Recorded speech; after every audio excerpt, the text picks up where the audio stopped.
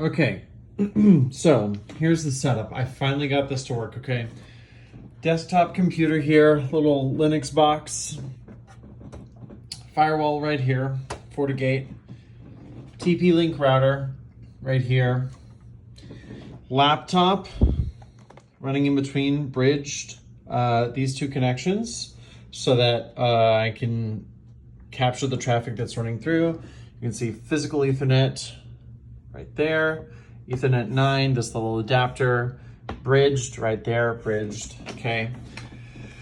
This guy over here, IP address 192.168.1.102, default gateway 192.168.1.1. This right here, this is our default gateway, no internet connection right now.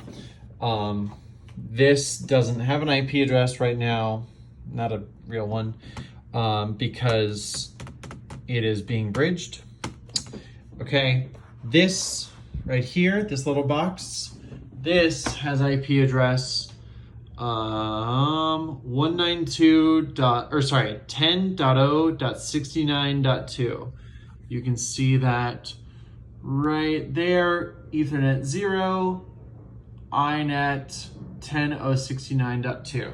Okay, so we have different subnets here. This has its own subnet on this side, on the LAN side right here.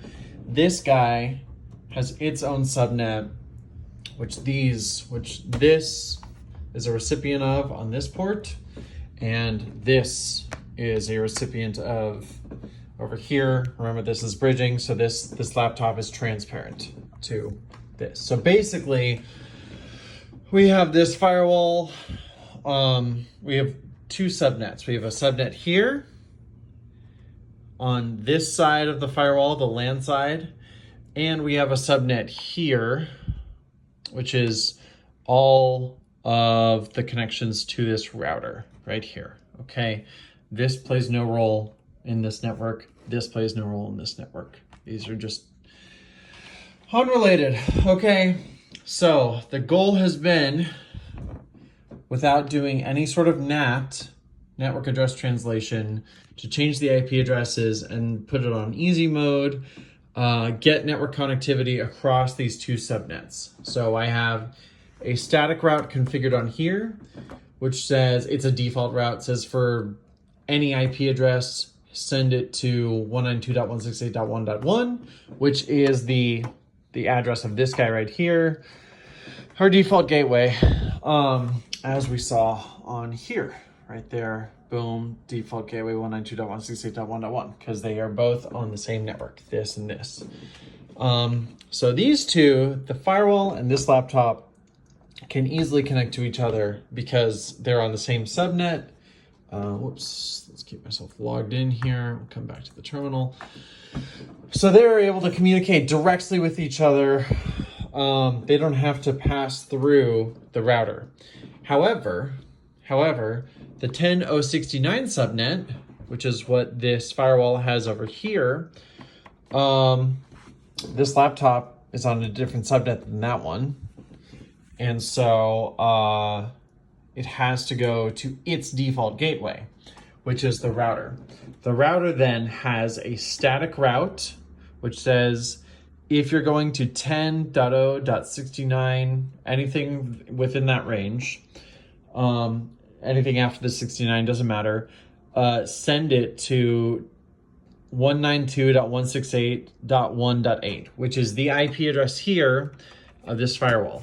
So then this guy sends traffic destined for 10.0.69 to 192.168.1.1 right here.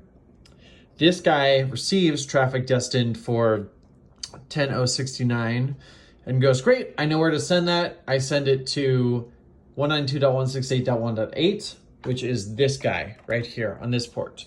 This guy receives it and goes, oh, 10.0.69, that is, I have that subnet configured directly myself right here. I'll send it out of this port where I know it is, and that right here is this address. In reverse, for the other direction, This guy right here sends all traffic to its default gateway, which is this guy right here. So for any IP address, send to 10.069.1. This is 10.0.69.2. This is 10.0.69.1 right here.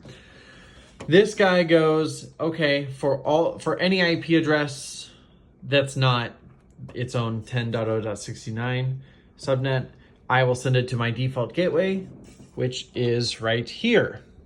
So then we have two-way reachability. I tried doing it on this router, but I think I've come to the conclusion that this just has a firmware bug and static routes simply just don't work on here. The router fails to function as a router. So this on the screen here is this one, this right here. I have a packet capture going on here, looking at traffic passing between. This right here just exists. So we go here to the terminal, telnet 192.168.1.102 on port 135, because Windows always listens on 135. 192.168.1.102, that matches. We hit enter on there and you'll watch it. I'm gonna hit enter on this screen and you'll watch it appear here. Boom. SYN-ACK ACK, that is a TCP three-way handshake completed successfully. And if I type characters into here,